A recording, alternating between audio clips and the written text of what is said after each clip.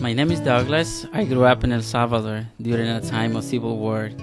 When I was 5 years old, my father was captured and suspected to be murdered. He disappeared from our life. When I found out that my wife was pregnant with our second child, I was so happy to hear that we were having a boy. I couldn't wait to be the father to a son that the way that my dad didn't have a chance to.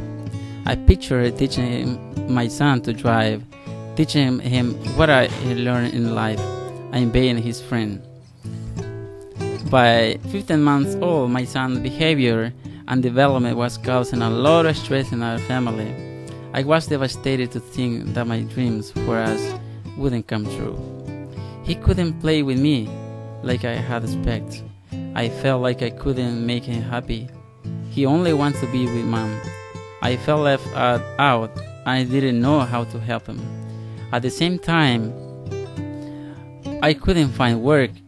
I felt like a failure. I couldn't provide for my family. My wife always see me disappointed, and I felt like I wasn't a good dad. I figured maybe I would just disappear too. Because our son delays, our family started receiving services from early intervention. Their work was surprisingly personal. It was not just therapy for our son. They saw us as a family and wanted to see us a better place, happier and healthier as a family. As we learned to be the best ways to communicate with our son, I started to feel connected to him. He started to smile and laugh with me when our workers gave us ideas for games and activities he might like. He's even starting to learn a few words now. I come home from work and he runs to the door, saying "Papa" and hugs me. Now my kids fight over who gets to sit next to me. I feel like a dad. I heard that couples with children with special needs separate more often. This doesn't surprise me. The intervention that we are receiving helped to pull us from some of the darkest stages of our life.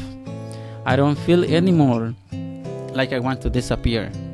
My wife and I are learning how to communicate better and appreciate each other. We are acting like newlyweds now instead to be a stranger living in the same house. Most importantly, I feel hope that my kids will have something special that I have to offer them as their dad, a friend, a teacher, a coach, a role model, and a guide.